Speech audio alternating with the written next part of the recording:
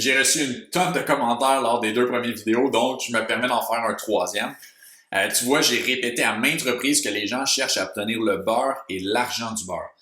Certains croient par contre qu'il est impossible d'avoir les deux, que l'un ou l'autre demande d'énormes sacrifices. Moi-même, je me positionne différemment selon l'exemple donné, mais dans cette vidéo, je vais me concentrer et je vais te montrer qu'il est possible d'avoir les deux. Mais encore là, tout dépend de tes critères et standards. Tu te rappelles de mon copain du vidéo précédent? Il a une grosse maison, il a une voiture Audi, il mange au restaurant trop de fois par mois et il fait des voyages à 15 000 $. Il est toujours sans un sou.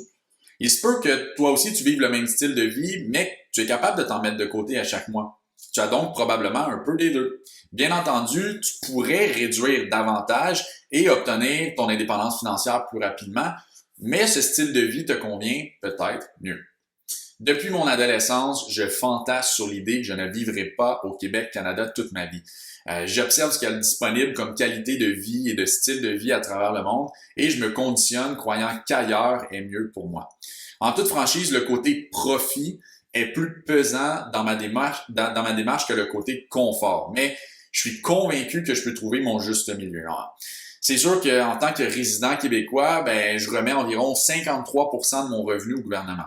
Lorsque j'achète quelque chose au supermarché ou en magasin, je suis facturé un 15% supplémentaire sur mon dur revenu net gagné. Chez toi, c'est peut-être pire encore, mais moi, faire 1000 $ et en remettre 530 en claquant des doigts, puis ensuite remettre 170 $, soit 15% de taxes en consommation, lorsque je m'achète un truc, ça me fait suer. Bienvenue au Québec. Fais 1000 $ et conserve 400, big deal. Alors, j'ai toujours eu en tête de me retirer et devenir résident d'un autre pays.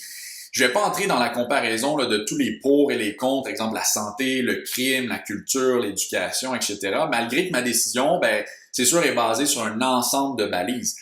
Pour mon explication, je ne te présente seulement que l'impact monétaire ou profit d'une relocalisation. Et petite note, je ne suis pas un anti-taxe, là. Je n'aime pas payer de taxes, vrai. Peut-être par manque de contrôle ou sur le choix d'où se dirige mon argent. Mais je crois qu'il est important de contribuer en tant que pays.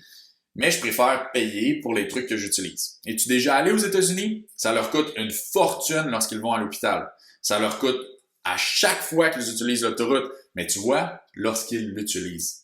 Fin de ma petite note. Autrement, on va s'enliser. Mon idée est donc de m'expatrier vers un pays qui va me permettre plus de choix monétaires. Un pays où l'imposition est moindre. De cette façon, si je fais 1000 $, je peux décider où va mon imposition. L'avantage premier est qu'en étant moins imposé sur tes revenus, tu permets de faire un effet de levier de fou sur ton argent actuel lorsqu'investi.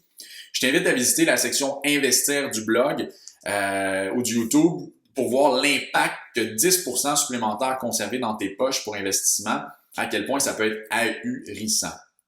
Donc, option numéro 1, les Bahamas. Tu savais qu'en tant que résident permanent, il y a une absence d'impôt sur le revenu, d'impôt sur la plus-value, de droits de succession ou de société. Tu fais 1000 $, tu conserves 1000 $.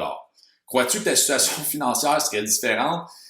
Je t'entends déjà crier dans mes oreilles, par contre, en me disant, le coût de la vie, Mag, est probablement très élevé. Ça dépend de chez toi. Là-bas, tu peux trouver des appartements à 100 000 $ et des maisons à 60 millions. Les Bahamas n'est qu'un exemple et n'est probablement pas le plus avantageux pour toi, peut-être, mais pour moi, le confort de la proximité avec le continent, exemple 45 minutes d'avion, est très important. Option numéro 2, l'Indonésie. Je ne vais pas m'élaborer sur les paliers de taxation de l'Indonésie, mais disons avec ce que j'ai trouvé comme information sur le web, tu peux t'en tirer entre 0 et 30% de taxation sur ton revenu. Probablement que tu as déjà rencontré quelqu'un qui est allé visiter le pays, qui mangeait comme un goinfre pour 8 $ par jour, qui dormait dans les plus beaux hôtels pour moins de 40 $ la nuit.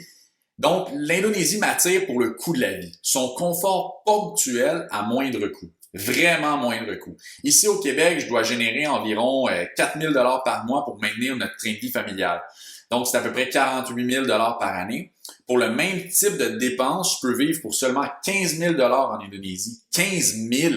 Tu peux peut-être le majorer de 33% si tu veux, puis le mettre à 20 000. 20 000 $ par année. Je te le dis, puis gars, j'en ai des frissons. Est-ce que je suis idiot de ne pas déjà être là-bas? Est-ce que le confort de ma famille me retient? Oui. Nous avons jugé que c'était plus important pour notre famille de retirer ce pays de l'équation. Ma conjointe ne veut pas. Son confort est plus important. Le connu est plus important. La proximité des grands-parents est plus importante. Mais tout ça, c'est psychologique. Je demeure à 45 minutes de voiture de mes parents. Je les vois une fois par 2 ou 3 mois. Oui, on peut ajouter à cela les fêtes, exemple Noël, Pâques, les anniversaires. Mais disons que je les vois 7 à 10 fois par année, soit 20 jours par année environ. D'habiter à 18 ou 20 heures d'avion n'est pas la mort, là. On peut se voir moins souvent, mais autant, sinon plus de jours par année. Nous pouvons descendre au pays 3 à 4 fois par année durant 2 à 3 semaines, totalisant 6 à 12 semaines par année. J'ai pas réussi à coacher ma conjointe là, avec mes chiffres. Ça la convainc pas, mais j'y arriverai. Après tout, mon idéal est d'avoir le profit et le confort.